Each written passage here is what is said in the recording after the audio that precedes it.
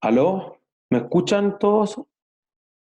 Ya, Sí, gracias. Sí, Sí, disculpen que nos hayamos demorado un poco, pero es que el profesor Pizarro tiene un problema grave con Zoom y lo estaba tratando de ayudar a empezar, así que cruzo los dedos a que él pueda hacer su clase en su sección de contabilidad. ¿Sí? Entonces, primero que todo, buenas tardes a todos. Ojalá que no tengan ningún caso cercano de amigos, de familiares, etcétera, con coronavirus. Ojalá todos estén pasando de la mejor forma posible la cuarentena. Segundo, esta clase y la siguiente al menos vamos a estar viendo lo que es matemáticas financieras al menos, porque después el resto del curso lo vamos a seguir utilizando.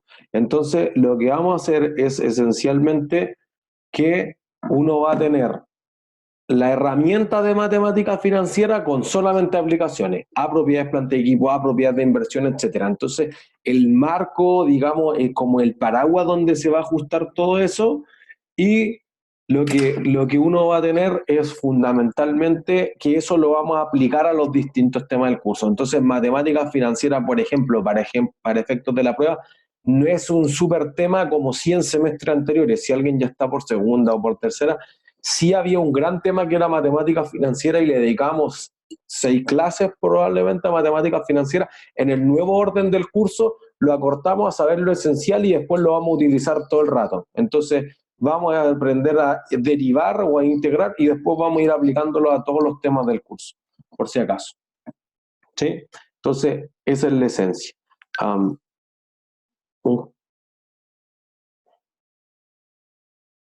Perdón, es que el profesor Pizarro todavía me odia. No es en el internet. No es.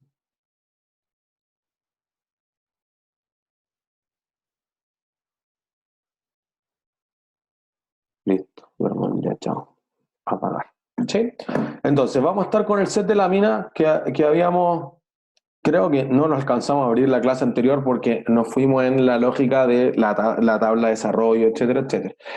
Esa clase ya se guardó, eh, ya la tengo subida a YouTube, entonces hoy día después a la noche cuando ya esté descargada y la vuelva a subir a YouTube, entonces le posteo las dos clases, pero una va a aparecer con fecha del 25 de marzo y la otra el 27 y voy a subir las pizarras y el Excel también que ocupamos en la clase el día miércoles. ¿Sí?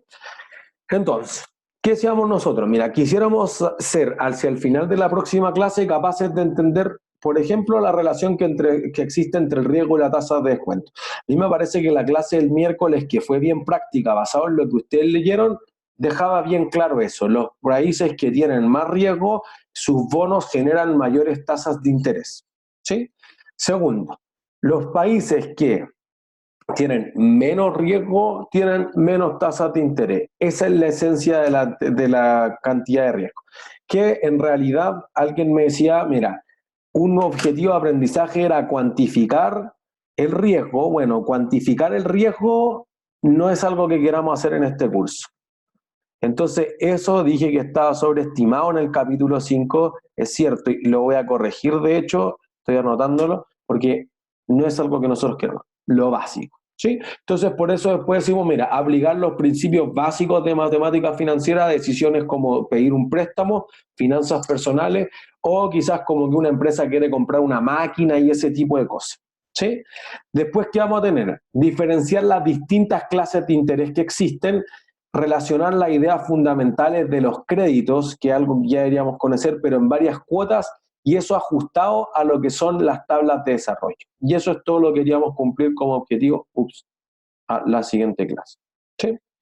Entonces, ¿qué queremos entender nosotros? Queremos decir, mira, ¿por qué existe el valor del dinero en el tiempo? Bueno, por lo que decíamos en la clase anterior, si hay un costo en el sentido de que no puedo consumir lo suficiente, que en realidad no hay una forma, sí hay una forma, pero te es imposible consumir todo y tengo que consumir mañana o pasado mañana o en el futuro, entonces el consumo futuro te genera insatisfacción. Entonces esa insatisfacción temporal del dinero, o sea que el dinero te llegue en otra parte del tiempo, te produce que en los pagos hoy valgan menos. ¿Se entiende? Entonces, mientras más lejos esté en el futuro, decíamos el viernes, menos va a valer en valor presente. ¿sí? Y por el contrario, si tú tienes el dinero ahora y lo vas a transformar en una cantidad en 2 años, en 5 años, etcétera, eso genera que sean mayores valores, ¿sí?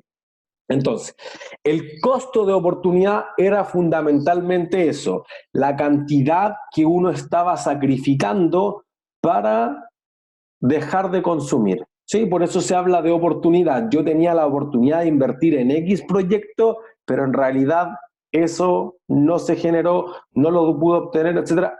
Eso hace la diferencia. ¿Sí? Entonces pongámosle el número al tiro para que esto lo llevemos a algo matemático. Entonces nosotros pusimos este ejemplo. El Banco Central está recibiendo depósitos a plazo o vendiendo los bonos que más adelante vamos a ver que es lo mismo, y ofrece la tasa de política monetaria que daba al principio del año pasado, 3%. Hoy día 1%. ¿Sí? Si invirtiéramos 3 millones de pesos, en un año tendríamos 3 millones 90.000 de los intereses, 3 millones del capital. ¿Sí? Entonces, lo que nosotros vamos a decir es aquí, mira, si yo no hubiese tenido los 3 millones, entonces conseguir esos 3 millones me hubieran costado 90.000. Ese es el valor del dinero en el tiempo o el costo de oportunidad. Tus 3 millones hoy día valen prestártelos por un año 90.000 pesos. ¿Se entiende? Entonces, aquí te genera la primera apreciación para cumplir con el objetivo de aprendizaje 1. Nosotros decimos, mira, si yo compro un bono del Banco Central o le presto plata al Banco Central o tomo un depósito a plazo en el Banco Central, ¿corro algún riesgo de que no me pague? Yo me quedé pegado. ¿Aló? ¿Me escuchan? Ricardo, ¿me escuchas de nuevo o no? Ah, ya. Si el resto sí me escuchaba, ah, entonces quiere decir que tu internet está pegado. Ojo, eso puede ser un problema técnico. Si a alguien le parece que la señal del internet es inestable, eso quiere decir que se les va a caer la sesión de Zoom con seguridad. ¿Sí? Entonces, lo que muchos contestan ahí es no, no hay riesgo. Listo. ¿Por qué? Porque, por ejemplo, el Banco Central nunca ha dejado de pagar. Entonces, al menos el riesgo más fácil de ver, el no pagar, está cubierto en ese caso. ¿Sí? Entonces, lo que uno dice es más o menos lo siguiente. Si ese fuese mi único riesgo, vamos a aprender que los bonos, y bueno, quizás no particularmente en este curso, pero en Finanza 1 van a aprender que los bonos pueden tener muchos más riesgos que el solo no pagar. Entonces, en este caso, simplificado, es listo, estoy seguro que el Banco Central me va a pagar. Entonces, eso solo implica intercambiar valor presente por valor futuro, porque no hay un riesgo que en el futuro no me paguen. ¿Se entiende? Entonces, aquí hay que generar la intuición. Si hubiese un riesgo de que no te pagara, ¿tú esperarías que el pago en el futuro fuera más grande o más pequeño? Más grande. Más grande. ¿Se entiende? Listo. Pues entonces ustedes le van a cobrar más intereses porque podría no pagarte. Argentina, Venezuela, Grecia, Chipre, etcétera, se les cobran tasas de interés muchísimo más altas. ¿Sí? Entonces, fíjense, la forma en la que el Banco Central obtiene plata de las personas es esencialmente en forma de bonos, que el bono es como un préstamo que se negocia públicamente, no hay otra diferencia. ¿Sí? Entonces, en ese sentido, el Banco, particularmente Chile, tiene los bonos del Banco Central, que es lo que aparece aquí abajo, lo voy a rayar. Bono del central en pesos, eso significa un BCP, y el BCU es el bono del central en unidades de fomento. ¿Sí? Eso significan las siglas. El PDBC significa papel descontable del Banco Central. Entonces, esto de acá, los que se refieren a bonos, son más bien de largo plazo. Los papeles se refieren generalmente a corto plazo. ¿Sí? O lo voy a poner aquí arriba, LP y CP. ¿Sí? Chile es bien particular y ha tendido a eliminar eso con el tiempo, pero todavía no se elimina, es que también existen los bonos de la Tesorería General de la República, que son el bono de la Tesorería en pesos y el bono de la Tesorería en unidades de fomento. No tiene bonos de corto plazo en la Tesorería. ¿Sí? Entonces, es aquí la gran pregunta. ¿Es más riesgoso que te pague el Banco Central o más riesgoso que te pague la Tesorería? el Banco Central, ¿Por qué? Según porque yo, más cosas de hay un tesorería. 30% que la tesorería siempre debe guardar para poder pagarle al Banco Central y que pague, ¿o no?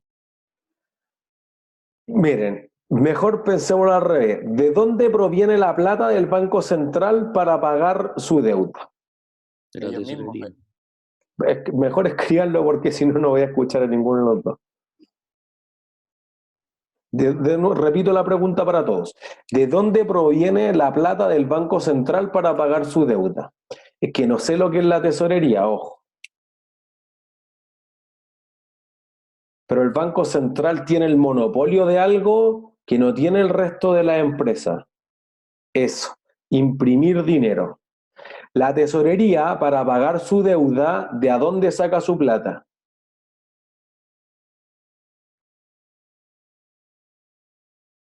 Los impuestos, ¿no? De los impuestos. Eso es, de los impuestos. Entonces uno dice, bueno, yo podría subir los impuestos para que la tesorería recaude más, pero hay uno que es más inmediato y el otro no. Entonces, subir los impuestos te lo va a traer, pero es más lento que si el Banco Central se pone indiscriminadamente a imprimir billetes. Por todas las razones que le han explicado los profesores de economía, es extraño o es imposible que el Banco Central vaya a hacer eso, pero a echar mano en algún momento a algún gobierno que no tenga tanta seriedad fiscal podría empezar a imprimir una cantidad indiscriminada y generar inflación. ¿Sí? Entonces, ¿por qué cuando había una tasa de 3% había más riesgo que ahora que hay un 1%? Los mercados son así. Por eso que hay un área en el que no quiero entrar, Nicolás, que es qué pasa si las tasas las bajo por debajo de 1, las bajo a 0 y las bajo a negativo. Eso anularía toda esta clase. Entonces, es cierto, podemos dejar esa discusión para un Finanza 1, podemos dejarla cuando lleguemos al área de bonos hacia el final de la segunda prueba, pero ahora entendamos que las tasas son positivas, porque hay una cosa que crea el premio por riesgo, o sea que cuando corro más riesgo a ti te premian con más rentabilidad, que está más allá de este curso y está más allá de un Finanza 1. En Finanza 2 uno se concentra la mitad del semestre en solamente calcular el premio por riesgo. Entonces, ¿por qué si ahora hay más riesgo bajaron las tasas? Puede ser que bajó la tasa de política monetaria. Quizás esta es una explicación simple. Bajó el referente del Banco Central, pero la tasa de política monetaria es teórica. Si yo bajo la tasa de política monetaria, quizás nadie se presta más plata porque no pueden salir a la calle y listo. ¿Se entiende? La tasa que tiene el impacto real en la economía es la TIP, la tasa de interés promedio. Y la tasa de interés promedio se mueve mucho con la TPM, pero la TPM no es automática. ¿Se entiende? Entonces, cuando el Banco Central decía en la reunión de ahora de marzo bajar la tasa de política monetaria a 1% para la que la gente no ahorre nada y se empiece a gastar la plata, bueno, es parte de... Podría ser que esa es una de las tasas, pero el resto de las inversiones más riesgosas tienen que dar más rentabilidad. ¿Entiendes? Los malls que no pueden abrir. Bueno, si alguien quiere invertir en los malls ahora que está muy baja la acción, si se recuperan va a subir mucho, pero si quiebran van a perder todo. Eso es el riesgo y se va a dar con más rentabilidad. ¿Sí? Entonces, esa es la ciencia. Lo que nosotros queremos entender es que hay un valor del dinero en el tiempo y que eso puede estar influido por el riesgo. ¿Sí? Que es lo que estamos describiendo recién. Así que voy rápido esa lana. Entonces vamos a decir, mira, hay un valor futuro y hay un valor presente, y el valor futuro esencialmente podría ser visto de estas dos formas. Podría ser visto, por ejemplo, que tú tengas un monto que va a crecer una tasa R compuesto por n veces o multiplicado por n veces. ¿Cuál será la fórmula correcta, la 1 o la 2? Ambas, solo que una es interés compuesto y el otro interés simple. Ya, en teoría sí. Pero si ustedes quisieran decir cuál es la que está, no existe el término de más correcta, pero cuál es la mejor de ambas que representa la realidad. Sí, la 1 de compuesto, perdón, por ser eso. La 1. La compuesta. Eso es. Porque ya dijimos y lo reforzamos harto en la clase anterior que el valor del dinero en el tiempo es exponencial, no es lineal. Entonces, que tú quieras cotizar la tasa simple es otra cosa, es un efecto de marketing. Esta no existe, así que nosotros solo nos vamos a concentrar en la 1. Esa no es útil. ¿sí? Por una razón, porque si nosotros dijimos, mira, le presto 3 millones de pesos al Banco Central y él me devuelve 3 millones 90, pero me dice los necesito de nuevo porque no hemos salido de la crisis, listo. ¿Cuánto le voy a pedir el próximo año? ¿Le voy a pedir 3 millones 180 o le voy a pedir más de 3 millones 180? Más de 380. Eso es. Entonces, si nadie de ustedes se lo va a perdonar, entonces quiere decir que le están cobrando interés compuesto. ¿Se entiende? Así que el valor del dinero, el tiempo, es compuesto, no es de otra forma. ¿Sí? Entonces, avanzo. Entonces, ¿en qué difieren cada una? Pero, profe, Te escucho. perdón, que tengo una pregunta, porque ¿Mm? dijo antes que era, a ver, decía creo en lo que leímos que el banco siempre intentaba emitir algo de interés simple, Sí, pero claro, en lo teórico uno da eso como simple, pero después se renueva ese simple y por eso es con el monto nuevo, inicial nuevo. eso. Porque en Ya. realidad el banco en el fondo, lo que nosotros pusimos en el control, que de hecho fue una de las preguntas de la alternativa. Entonces tú dices, mira, tú podrías decir, mira, una tasa podría ser, no sé, 1%, y si yo la digo anual, entonces 12%, ya. La realidad es que no te va a cobrar intereses de 1% elevado 12 veces, sino que te va a generar una tasa compuesta, entonces va a ser 12,68% anual. Y en el capítulo hay un gráfico que dice, mira, 1% efectiva mensual es equivalente a 12% simple anual, y eso es equivalente a 12,68 anual. Entonces el banco quiere que tú sientas, ojo, sientas que te cobra 12 o 12,68. Entonces, El banco quiere que 12, tú creas 12. que pagas menos, po. Eso es Obvio. sí, lo que dice Fernanda en el chat. No eso es quiere lo. cobrar tasa alta. Entonces, la existencia de la tasa simple es solamente un efecto de marketing por parte de los bancos. Por eso decíamos, existen convenciones en los mercados financieros. Por ejemplo, Estados Unidos funcionan todos sobre la convención de la tasa simple. En Chile particularmente, solo los bancos funcionan con la convención de la tasa simple, que es una forma de representar esto. ¿Se entiende? Entonces, como que tú me digas, no, a mí me gusta decir que el 75%, pero a otros les gusta decir 3/4, y a otros les gusta decir 3 de cada 4. Bueno, son todas formas de decir la misma cosa. ¿Se entiende? Entonces aquí cuando te dicen 12%, pero hay que entender el apellido, es simple, sí, entonces eso es 1% efectivo mensual. Sí, entonces al año estoy pagando más de 12, es cierto, pero el banco no quiere señalizarte que te cobra más de 12. ¿Se entiende? Perfecto. Sí, Esa gracias. es la diferencia. Entonces, para efecto de cualquier cálculo del valor en uso, del valor de liquidación, el valor razonable que estuvimos hablando harto y que decíamos el viernes pasado, los inversionistas están mirando la rentabilidad sobre el activo, la liquidez que tenga la empresa, si es solvente, o sea, los bancos ahora están cruzando los dedos para que las empresas le puedan devolver la plata. Ese tipo de cosas están calculadas siempre con lo que hemos planteado como interés compuesto, o sea, con un valor del dinero del tiempo que es exponencial. ¿Sí? Entonces, pensémoslo al revés, para ver la relación que decíamos en la clase anterior. Si nosotros, en vez de que el Banco Central nos dijera, mira, pásame tanto ahora, me dijera al revés, yo en un año más te pago 5 millones, entonces uno diría, mira, tengo el valor futuro, voy a rayar también con naranjo, tengo el valor futuro que son estos 5 millones de acá.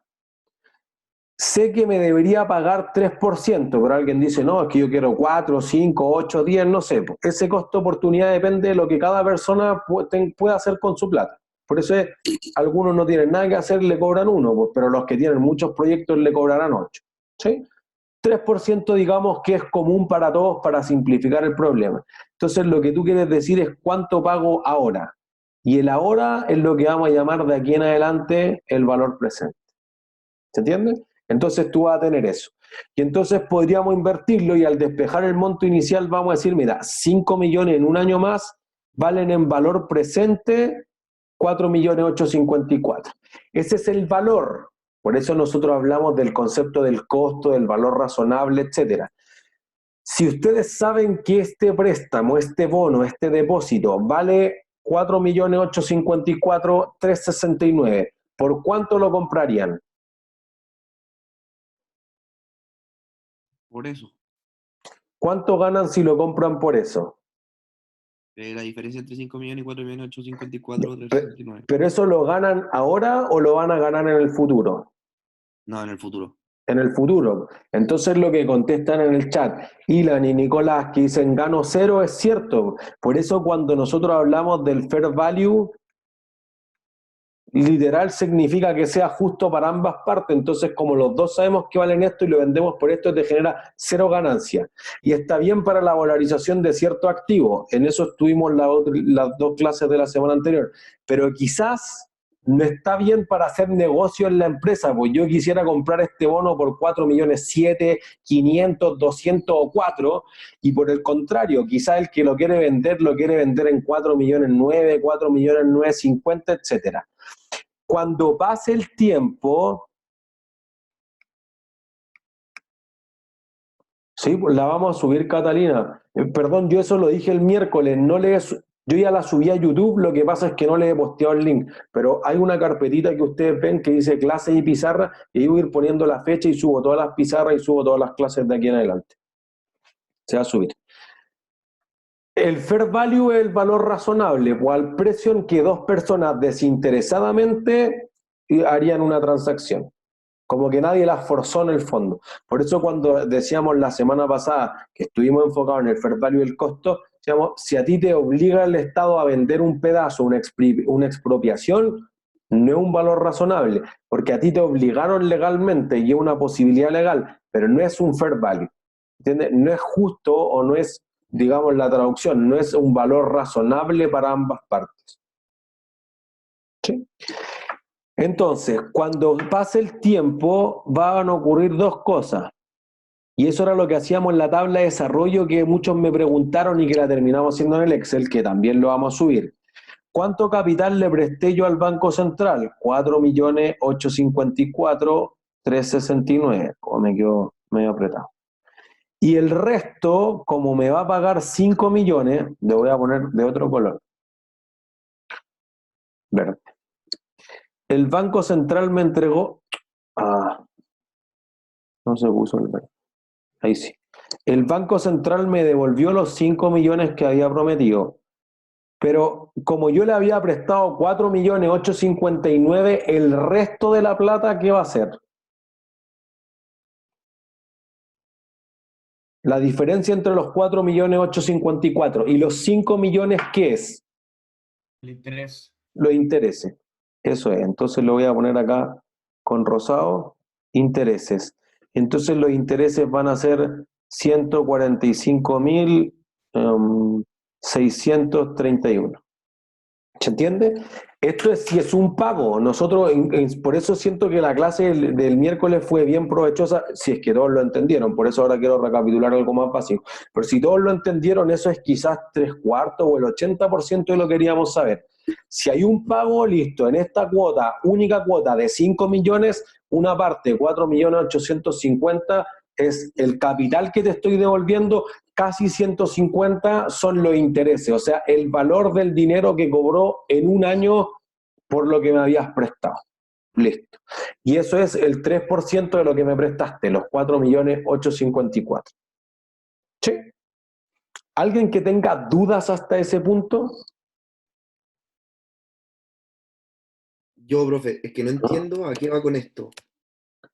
Porque ya, entiendo perfecto que me dice que eso es lo que voy a ganar, que el interés es lo que voy a ganar y todo.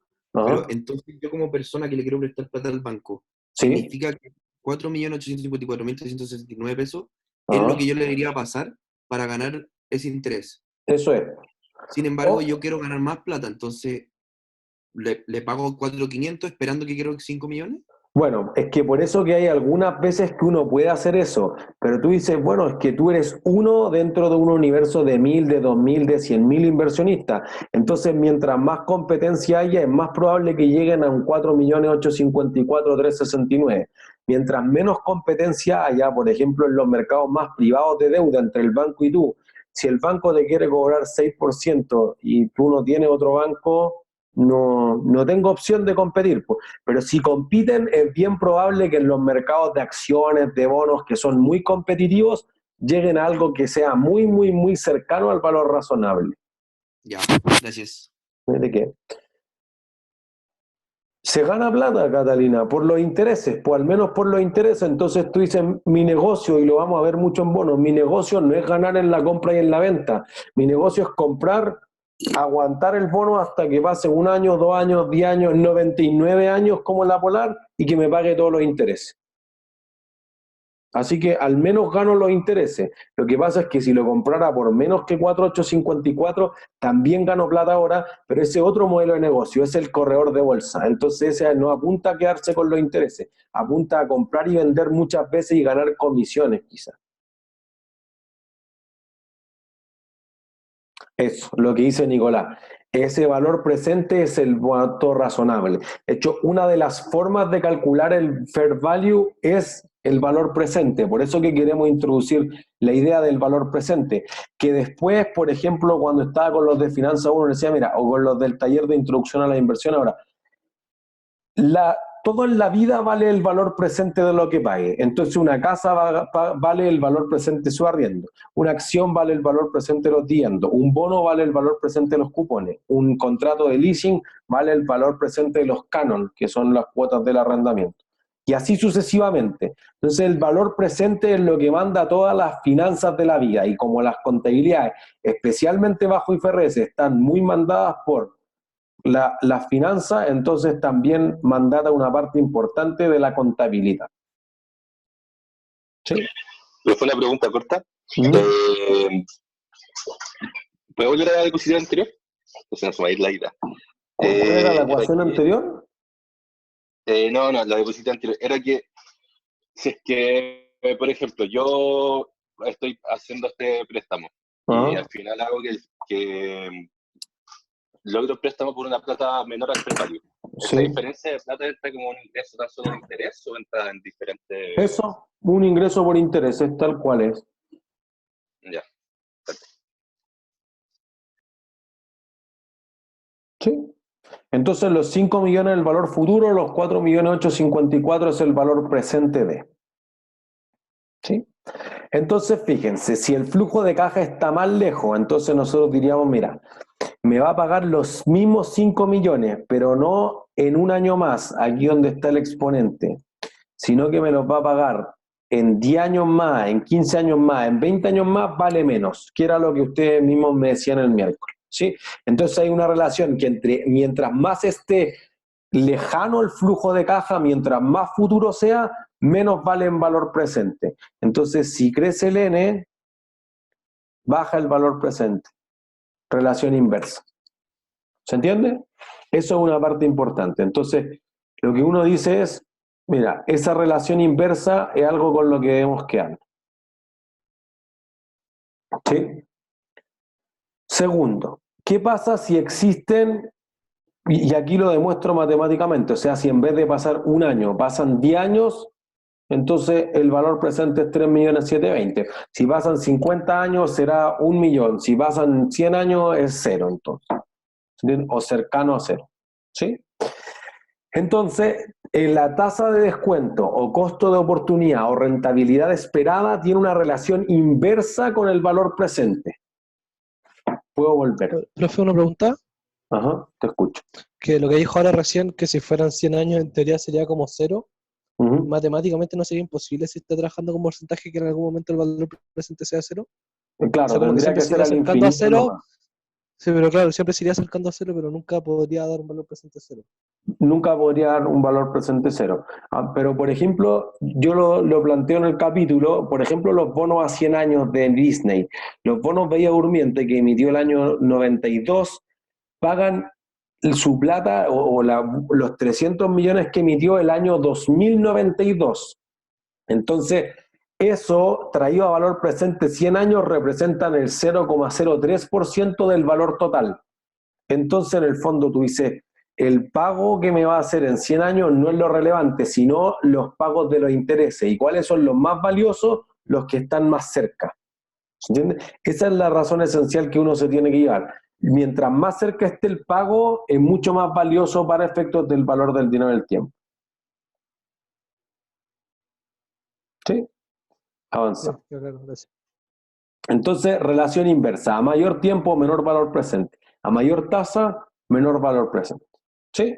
Entonces, aquí es la parte que nos vamos a ocupar más en el curso. ¿Sí? Que si los flujos de caja son múltiples. Si hay varios pagos, entonces tú me dices, yo te voy a dar 100, 100, 100, 100, 100, 100, ya. En vez de traer cada uno de esos pagos a valor presente, o te voy a decir, te pago infinitos pagos de 100, entonces lo que uno va a hacer es transformar eso en una anualidad o una perpetuidad. ¿Se entiende? Entonces, una perpetuidad es un flujo de caja que se recibe con los mismos lapsos de tiempo, por ejemplo, todos los meses, todos los semestres, todos los años, por infinitos periodos. Nosotros dijimos, es que nada es infinito en la práctica. Bueno, pero hay cosas que se aproximan mucho a eso y una mejor aproximación utilizar una perpetuidad. Pero sí hay cosas que son perpetuas en la práctica, los bonos perpetuos. ¿Sí? O, por ejemplo, los arriendos de los terrenos, nosotros decíamos. O el valor presente de una propiedad que tú dices, mira, la casa la puedo arrendar por 100 años o por 200 años. Por ejemplo, en Inglaterra hicieron este estudio.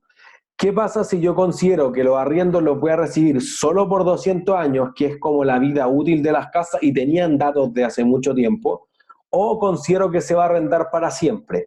Y la diferencia en la tasa entre que yo la rentabilidad que obtengo sobre la casa, entre calcularlo con una perpetuidad y calcularlo con una anualidad por 200 años, era 0,0001%, como al cuarto decimal cambiaba.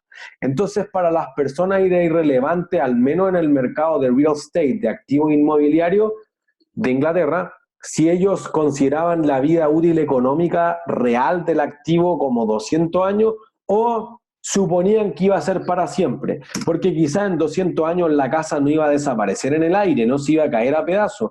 Entonces, había un matiz entre la realidad y algo que me es imposible saber de la realidad y algo que no es cierto, pero es una simplificación práctica para valorizar ciertas cosas. ¿Se entiende? Entonces, por ejemplo, las pensiones, cuando uno valoriza el pasivo por pensiones, que tiene una compañía de seguros que paga una renta vitalicia, vitalicia implica que son infinitos flujos mientras la persona viva, entonces podría ser perfectamente una perpetuidad.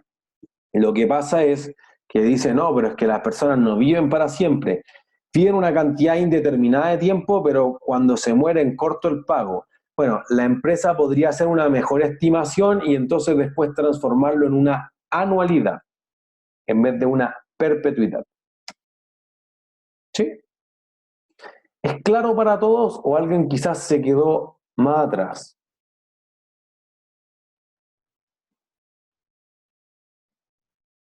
Eso supongo es todo claro. Eso es bueno. ¿Sí? Entonces, por ejemplo, hagamos la versión fácil, que es infinitos flujos de caja. Imagínense que el Banco Central promete pagar 120.000 anualmente para siempre. Entonces, fíjense, voy a ocupar la pizarra para esto. Vamos a decir, el Banco Central promete pagar 120.000 y yo dije que la rentabilidad que recibía en un año era 3%. Después tengo otros 120.000, pero le cobro 3% por 2 periodos. Tengo otros 120.000 que le cobro por 3% por 3 periodos. Y así sucesivamente hasta que me da el último pago. 120.000 partido por 1 más el 3% elevado infinito. ¿Cuánto vale este último pago? Tiende a cero. Tiende a cero. Listo. Este de acá vale cero. Porque cualquier número finito partido por infinito es cero. ¿Sí? Entonces lo que nosotros vamos a decir es que esta serie igual llega a algo, que era lo que nosotros decíamos, esta serie converge. Y converge a algo que vamos a ocupar como el valor presente de la perpetuidad. Y la perpetuidad vale esto, 120.000, que es el flujo de caja. Voy a hacer el símil con la fórmula que que veían en el capítulo, que alguien me dijo, no entiendo bien qué es el flujo de caja. Es cualquier pago, es arriendo, es cuota, es el genérico para que haya un traspaso de dinero entre dos partes. ¿Sí? A eso se refiere el flujo de caja. Y entonces lo voy a dividir por 3%. ¿Se entiende? Y entonces, ¿cómo llegamos a eso? Insisto, si alguien quiere ir a la matemática, está presentando el capítulo, creo que para nuestro efecto no tiene mucho valor agregado hacer la demostración de la propiedad telescópica, etc. Infinitos pagos de 120 no valen infinito, valen 4 millones. Eso es lo que queremos decir. No valen más, no valen menos. Si usted puede comprar algo que promete pagar para siempre por menos de 4, es buen negocio. Por más de 4 es mal negocio. ¿Cuánto valen razonablemente? 4. ¿Se entiende hasta ahí? Si no entienden, levanten la mano, me ponen la pregunta en el chat, yo lo tengo en la izquierda arriba para irlo viendo lo más rápido posible. ¿Sí? Entonces, esa es la versión fácil. Repita eso, vuelvo entonces. Voy a mostrar la pizarra. Bueno, pero la repetición es simple. Infinitos flujos de caja en valor presente no valen infinito, valen una cantidad finita. O sea, 180.000 trillones de pagos de 120.000 valen 4 millones en valor presente. No, el R nunca se eleva al periodo, ojo, porque miren, voy a mostrar la pizarra. Lo que nosotros fuimos elevando es 1 más y en eso pusimos en cada periodo. Voy a poner, no, este ya lo usamos. Aquí. Cuando yo descuento un pago, lo elevo 1. El segundo pago, por eso es lo que yo ponía en el capítulo como flujo de caja 1, flujo de caja 2, flujo de caja 3, y así sucesivamente. Pero cuando yo agarro toda la serie completita, entonces solamente de esta forma. No se eleva ningún periodo, porque ese es, lo voy a hacer.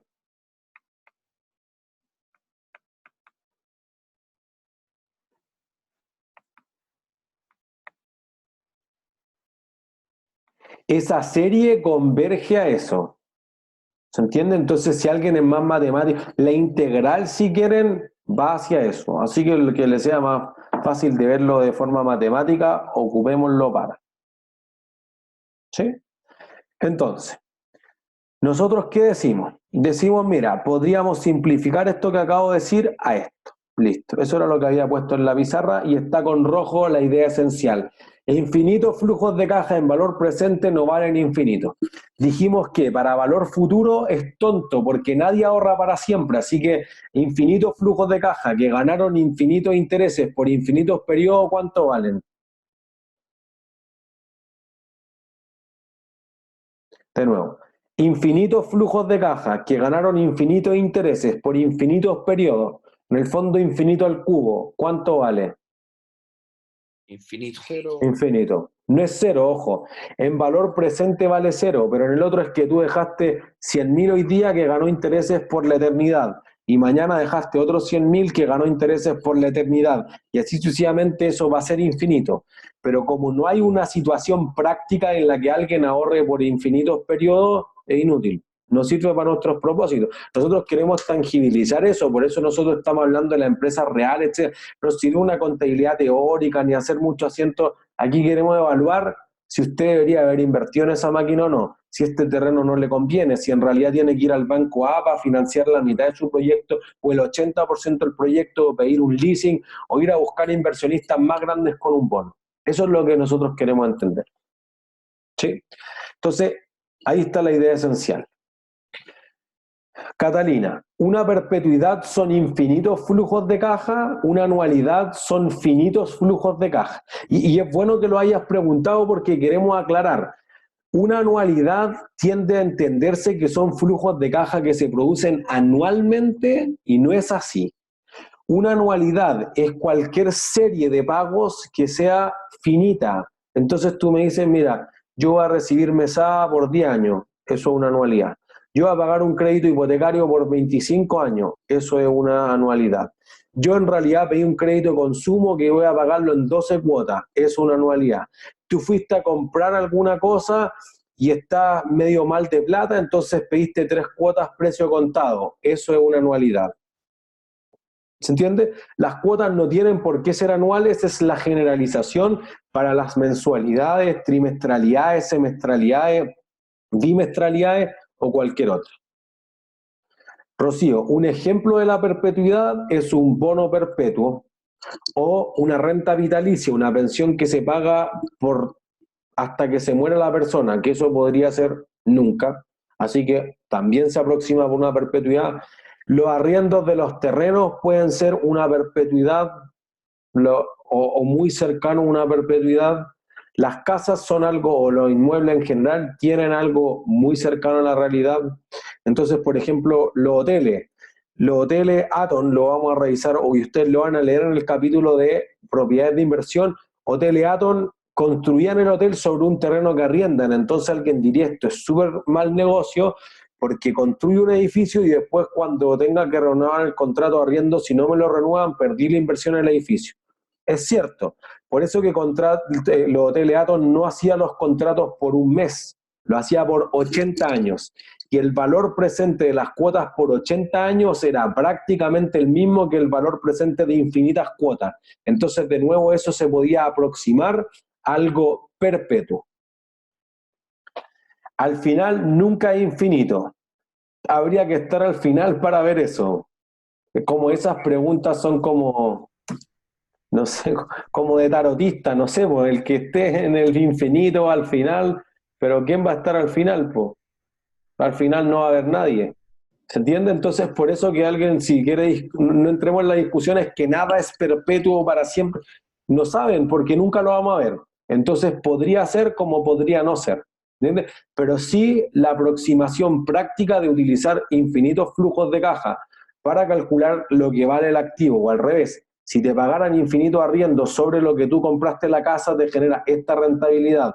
O si esta es la rentabilidad y este es el valor que compraste la casa, cuánto el arriendo querías cobrar por una perpetuidad, es una aproximación muy razonable, muy buena, que se ajusta para ciertas situaciones prácticas. En este curso, particularmente para propiedades de inversión, se ajustan las perpetuidades y las anualidades se ajustan muy bien para propiedades, plantas y equipos, que son nuestros siguientes dos temas antes de llegar a la prueba 1. Pero ¿cómo puedes diferenciar como, digamos, te dicen en 80 años, cómo yo sé si infinito o finito? Porque quizás yo sí vivo 80 años más, pero no sé, como... ¿Cómo saber cuánto es tan larga la anualidad que es igual que una perpetuidad? No hay un número. Entonces, creo que la pregunta va muy en línea con lo que pregunta Catalina. Si 80 cuotas se aproxima a una perpetuidad, no. 80 años se aproximan a una perpetuidad porque no son 80 cuotas anuales, son 960 cuotas mensuales. Entonces, me parece que por encima de 600 ya es algo que la perpetuidad es casi igual a la anualidad con muy poca diferencia. Nosotros en la próxima clase nos vamos a centrar en hacer puro ejercicio, el set de ejercicios que está totalmente resuelto en GoCourse. Me parece que después de esta clase ustedes ya para el siguiente miércoles podrían hacer algunos de ellos, quizás los más simplecitos, los intermedios, pero para empezar a soltar esto. Y después vamos a hacer nosotros la prueba de, mira, si lo calculo con 500 periodos, ¿cuánto da la cuota? Si lo calculo con 8000 periodos, ¿cuánto da la cuota? Si lo calculo con infinito, ¿cuánto da la cuota? Vamos a mostrar que la entre 500 y la entre infinito da prácticamente lo mismo. Entonces ustedes van a decir, mira, hay 20 pesos de diferencia, ¿me importan? Sí. Ah, ya, pues entonces en algunos casos les va a importar, no sirve ese número. Pero alguien dice, me da lo mismo. Ah, ya, chao. ¿Sí? O vamos a aplicar la política de redondeo del Banco Central. Pues mira, si tú pagaste con efectivo, cualquier número que esté por debajo de 5 se redondea hacia abajo, que es lo normal de redondear, y hacia arriba, ¿sí? O sea, se redondea nomás, no hay redondear hacia abajo o hacia arriba. Pero si vamos al trunca, que es el concepto correcto, se trunca hacia abajo si es menos de 5 pesos, si es más de 5, entonces se trunca hacia arriba y listo, y chao.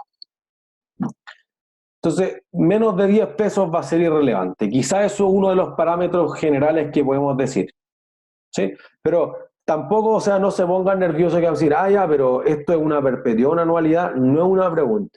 Ustedes con la práctica en el curso, y no solo en este curso, después en los siguientes cursos, en Conta 3, en Finanza 1, en Finanza 2, cuando salgan a la realidad ya van a haber visto, no sé, 800 casos, entonces van a separar claramente, mira, aquí ocupamos una perpetuidad por simplicidad en vez de ocupar una anualidad.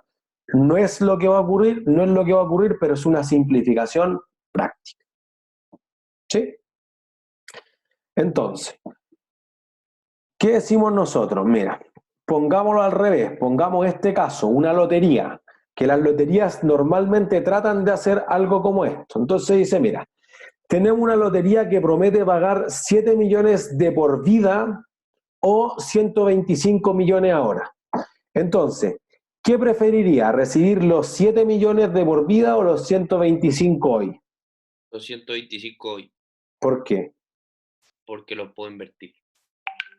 Igual que los 7 de por vida, ¿no? Pero es menos plata. Bueno, una cosa importante que dice Ricardo es que depende de la edad que tenga. Es menos plata, pero fíjense que son incomparables, porque los 125 los recibo hoy y los 7 los recibo en el futuro. Entonces hay algo que alguien dice, bueno, es que depende hasta dónde viva. Bueno, pero le podría traspasar el premio a mi hijo, a mi nieto, a mi bisnieto, a mi tataranieto y así sucesivamente. ¿Se entiende? Entonces, al menos como que uno tiene la duda, porque esto es como lo que yo diría que en mis 8 años haciendo clase alguien plantea frente a esto. Mira, si yo recibo 20 pagos, digamos que son mensuales o diarios, pues miren, hagámoslo diario. Si yo les doy 20 pagos diarios de 7, es más o menos plata que 125.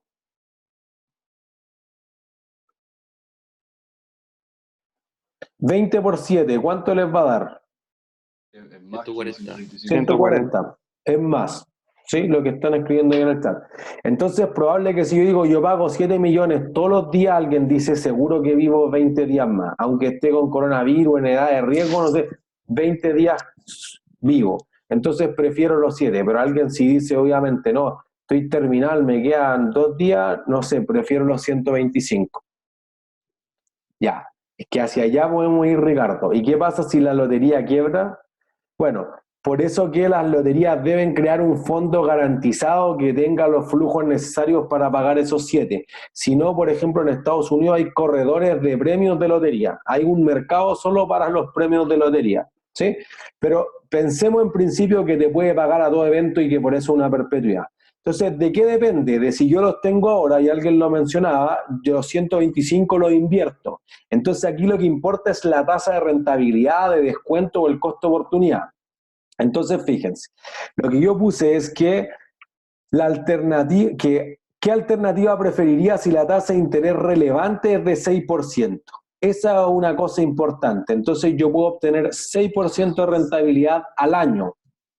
Listo. Entonces, lo que diríamos es, bueno, como los 7 millones están en el futuro, los 125 están en el valor presente, no hablan el mismo idioma. Y como no hablan el mismo idioma, son incomparables. ¿Sí? Para compararlos, el único método de comparación, es un objetivo fundamental de esta clase, es que es el valor presente. Comparar 5 millones de hoy con 10 millones de 5 años más, no hablan el mismo idioma, no puedo decir que uno es mejor que el otro. Porque yo podría decir, mira, si te doy 1.000 pesos ahora, o te doy 1 millón de pesos en 100 años, ¿qué prefieren?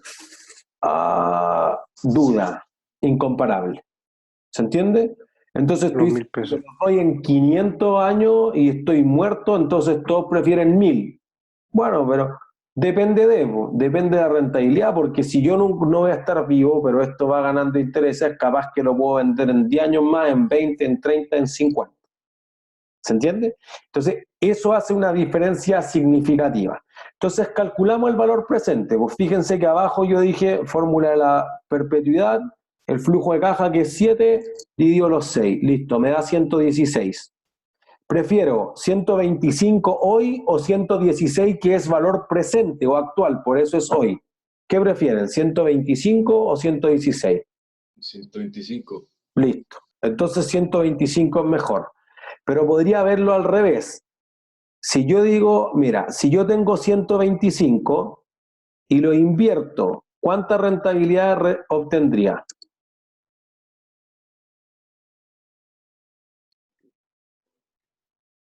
¿Cuánta rentabilidad obtendría si invierto los 125 ahora? En este caso. ¿3 de 6? Eso, 6%. 7,5 millones anuales. Listo. Entonces, si ustedes retiran la plata todos los años, ¿Prefieren retirar 7,5 o 7? 7,5. Listo. Esa es la lógica. ¿Se entiende? Preferirían los 7,5 en vez de los 7. ¿Sí? Y con la siguiente... perdón, te escucho. Uno anual y otro mensual, ¿o no? Bueno, si es mensual o anual, pongámoslo en la misma temporalidad. Porque en realidad yo puse que te da un sueldo y no puse que era. Entonces, no quiero entrar todavía al problema de que el 6% dice al año. Digamos que un sueldo anual de 7 millones para no tener que transformar la tasa.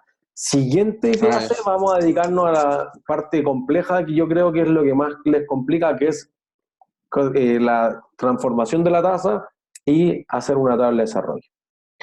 Catalina, repito, si yo puedo retirar 7 millones o 7 millones y medio todos los meses, prefiero 7 millones y medio. Si al revés, yo calculo el valor presente y 7 millones valen 116 o 125, entonces prefiero 125.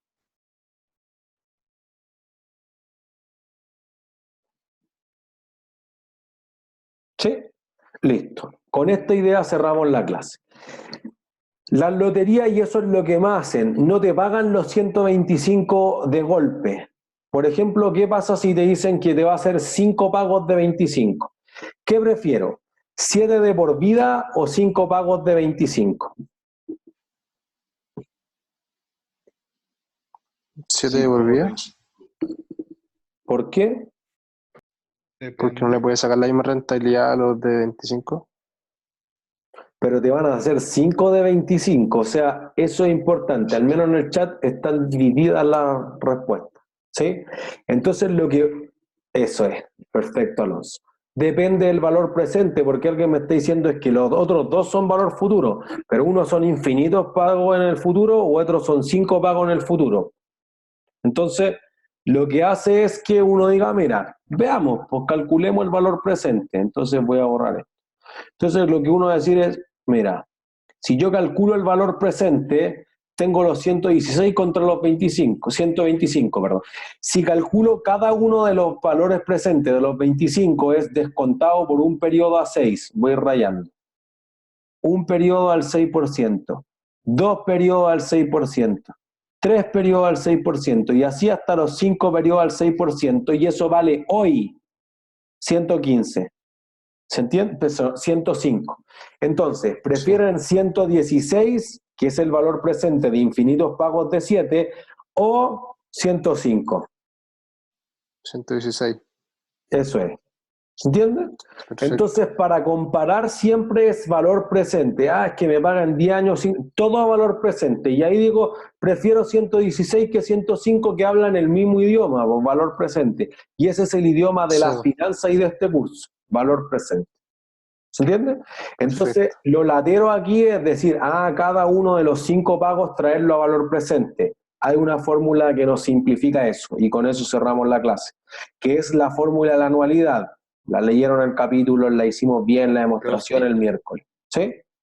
Uno podría comparar esos 7 millones que te dan todos los días, o sea, anualmente te dan 7 millones, o mensualmente, como dijo, o que te pasen esos 125 millones de una, y invertirlo, ganar interés y comparar el interés ganado por tanta plata por cada uno. Sí, pues eso es. Los 7 millones y medio eran los intereses. Pues entonces, si la lotería me paga 7 millones. Si yo lo invierto, genero 7 millones y medio. Prefiero tener la plata yo que la tenga la lotería. Yeah. Eso depende un poco de las posibilidades que tenga de eso cada uno. Si es que yo invierto esos 7 millones que me pagó la lotería, gano 420. Igual sigue siendo menor que a 7 millones 500, pero... no, pues claro. No puede hacer eso. No, pero es que la lotería te va a dar 7 millones todos los meses. Lo que tú estás comparando es si yo vuelvo a reinvertir. Y el problema de la reinversión tiene que ver con la tasa. Siguiente clase. Ya. ¿Sí? Hasta aquí queremos llegar aquí. La fórmula del valor presente de una anualidad, que son estos 5 pagos, o sea, una cantidad finita que se van a traer a valor presente una tasa de descuento R y que te va a dar este valor. Y que uno lo podría separar perfectamente si eso fuese un préstamo o si fuera una cuenta por pagar, una cuenta por cobrar, en cuánto intereses y cuánto es el capital que estoy devolviendo, ¿sí? Que fue eso un poco lo que hicimos antes del control, antes de. Fair value es el valor razonable. Por ejemplo, el valor presente de todos los flujos de caja. Una forma de calcular el fair value, digamos que es el valor presente de todos los pagos o cobros que genera un activo. ¿Sí? ¿Alguna otra duda? ¿Qué es R y qué es N? R es la tasa de descuento, ¿sí? Pues es por rate en inglés, y N es el número de pagos que se haga. En el caso de la lotería era el 5, por ejemplo, pero ahí yo lo puse genérico. Las dos fórmulas son iguales, entonces si a alguien le es más cómodo tener el N abajo y sin el menos, o lo que yo hago siempre es ocupar la primera con el menos N arriba. ¿Sí? ¿Todos claros? Listo. Entonces, eso ha sido todo por hoy. Que estén súper bien. Cualquier consulta me escriben por Gracias, correo, profe. y vemos si hacemos algún horario de consulta adicional, etcétera. Yo creo que cuando nos metamos más los números van a surgir hartas más consultas. Terminada esta clase, se descarga el video, yo lo voy a subir a YouTube y espero a la noche tenerle el material o las grabaciones de la clase de hoy y la clase del miércoles. Ya, profe. Listo, que estén bien. Gracias. Chau. Alguien me preguntaba algo que se perdió en el chat. Las ayudantías, eso. Las ayudantías están en el metacurso. La están terminando de grabar. Entonces la ayudantía 1 y 2 se deberían estar por subir al metacurso, ¿sí? Y después ya la próxima semana debería empezarse a poblar con la ayudantía semana siguiente. La 2 ya está, buenísimo. No he revisado el metacurso, pero el plazo límite, digamos, era hasta el domingo que pudieran grabar la 1 y la 2. Sí, y ahí van a empezar a soltar la mano con matemáticas financieras, que es, creo, harto training al principio. ¿Sí? Ya, que estén Ya, súper. profe. Gracias. Cualquier cosa me escriben correo. Profe, Ajá. es que sale en el programa que tenemos control el próximo viernes Ajá. del Fajardo. Sí. Ese no está en online. No está en online, eso estoy pensando. Por eso yo estoy tratando de terminar el capítulo de propiedades, plantas y equipos de mi libro, y en ese caso lo reemplazamos. Entonces, me parece que es virtualmente imposible que lo tenga antes del lunes. Cuando yo se lo suba, entonces corremos quizá ese control una semana después. Si después me es imposible terminar, entonces vamos a tener un control menos. O vamos a tratar de buscar una alternativa a un libro que tengamos en digital, por ejemplo el Hunger. Pero eso es lo que estamos viendo un poco con el resto de los profesores, por si acaso. ¿Sí? Ya. Gracias. Cualquier cosa me escriben. Que estén súper bien. Chau, chau. Chau.